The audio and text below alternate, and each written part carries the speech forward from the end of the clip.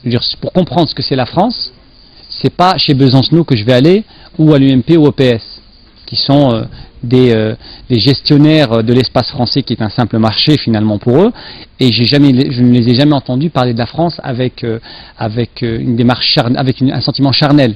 J'ai entendu les Turcs parler de la Turquie, j'entends les Algériens parler de l'Algérie, j'entends les Afghans parler de leur pays. Je sens la fibre amoureuse, le lien intense et charnel avec la terre.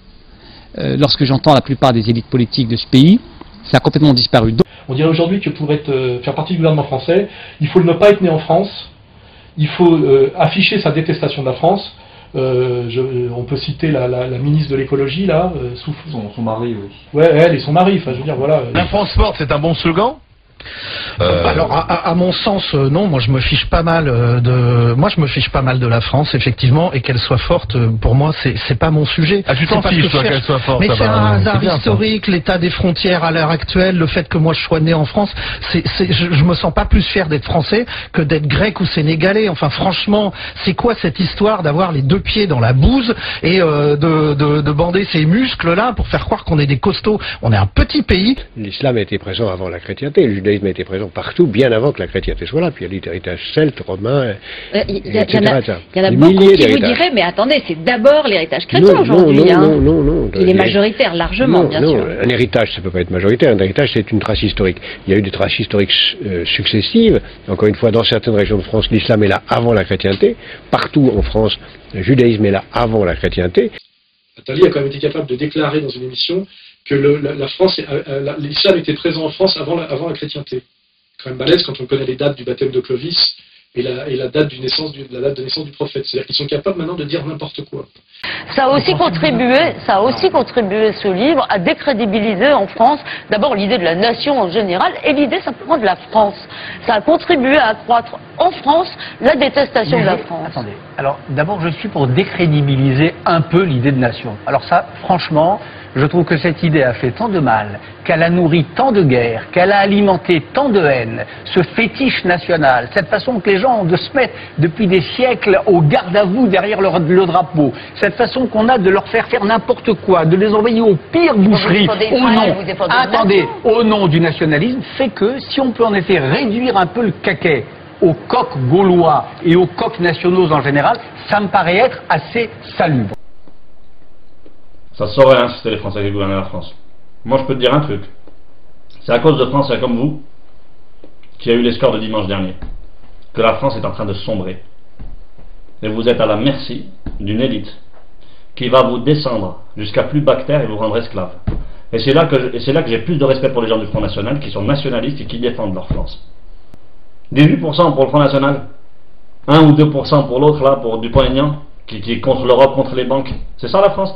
Quelqu'un qui vous dit, comme Dupont-Aignan, ou même Marine Le Pen, qui vous dit qu'elle est contre l'Europe, contre les banques, elle veut plus de France-Afrique, elle a 18% ou l'autre 2% ou je sais pas quoi, et quelqu'un qui a tapé la Libye il y a 4 semaines avec Alain Juppé, avec BHL, avec Sarkozy, ils ont tué 50 000 Libyens il y a quelques semaines de ça, ils se tapent le score qu'ils se sont tapés. Oh mais vous réfléchissez un petit peu. Je dirais presque des fonctionnaires qui, eux, leur enseignent ou leur renvoient le mépris de la France et de la langue française et de son histoire. Or, aujourd'hui, ce qui est terrible, c'est ça, c'est que les élites républicaines en place sont des élites qui sont anti-français et qui propagent l'anti-France par tous les moyens, même au niveau de la langue, au niveau de l'idéologie, au niveau du modèle, puisqu'on voit très bien que la présidence de la République actuelle, ils sont sur le modèle anglo-saxon intégralement. C'est-à-dire que nous avons aujourd'hui une caste d'anglo-saxons à la tête de la France et qui font de la désintégration quantitative et qualitative. Et ça, c'est le vrai problème.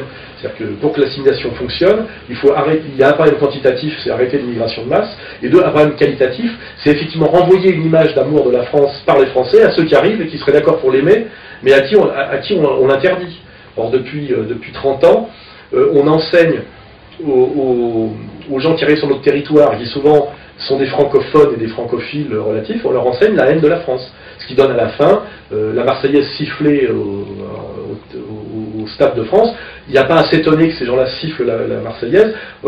Toutes les associations antiracistes ont produit scientifiquement et volontairement, et à leur tête les mêmes, Bernard-Henri Lévy, Kouchner, toujours les mêmes, de la haine raciale. C'est-à-dire que les élites intellectuelles françaises et même administratives françaises plus récemment, produisent de la haine raciale en France, de la haine de la France systématique, et il ne faut pas s'étonner finalement que les Français récents détestent la France, c'est ce qu'on leur a enseigné. Je vais m'étonner moi, parce que c'est ce que j'ai à l'égalité de la constitution, qu'il y a encore autant de gens issus de l'immigration méditerranéenne et francophone qui aiment encore la France, malgré tout. Exactement comme chaque fois que j'ai voyagé, j'ai vu, que ce soit en Serbie ou au Liban, de grands admirateurs de la France, qui font référence à la France de Gaulle des années 60. Et finalement, pour voir la France aimée, la France telle que je l'aime, c'est-à-dire la France de l'universalisme français aimé, respecté, il faut aller en Afrique, il faut aller au Moyen-Orient, il faut aller dans les Balkans. Hein, et l'endroit où on voit la France, cette France universaliste détestée, c'est au sommet de l'appareil d'État français, chez les éducateurs trotskistes français, et là est le vrai drame. Hein, voilà, c'est d'abord de ces gens-là dont il faudrait se débarrasser. Ces jeunes gens qui défilaient avec des drapeaux français se sont fait agresser physiquement par des jeunes gauchistes, toujours pareil de la CNT et de Besancenot et du NPA, qui leur arrachaient les drapeaux français, car le drapeau français serait, selon eux, un drapeau fasciste. Ces gens-là sont des tricheurs et des tartuffes. On a vu des petits nervis de la CNT, des abrutis incultes, des antifas, avec un QI, une conscience politique zéro, qui arrachaient des drapeaux français des mains de jeunes, parfois des jeunes maghrébins, pour qu'on ne voit pas de jeunes maghrébins avec des drapeaux français dans une manif pro-palestinienne. Hein. Et il faut savoir qu'en même temps, la LDJ, qui organisait une manif, elle, de soutien à Israël, a chanté la Marseillaise à la fin et a brandi des drapeaux français. Ce qui veut dire qu'aujourd'hui, que l'objectif de l'extrême gauche française, c'est d'empêcher les musulmans et les pro-palestiniens de défiler dans les manifs qui défendent la souffrance des Palestiniens avec des drapeaux français, pendant que l'extrême droite juive, elle, chante la Marseillaise et défile avec des drapeaux français. Donc quel est le rôle objectif des gauchistes ? 1. Récupérer les manifs de pro-palestiniens sur le dos des musulmans qui l'ont organisé. 2. Une fois de plus, l'indigénat, donner des ordres à des musulmans français pour en faire finalement leur troupe de base.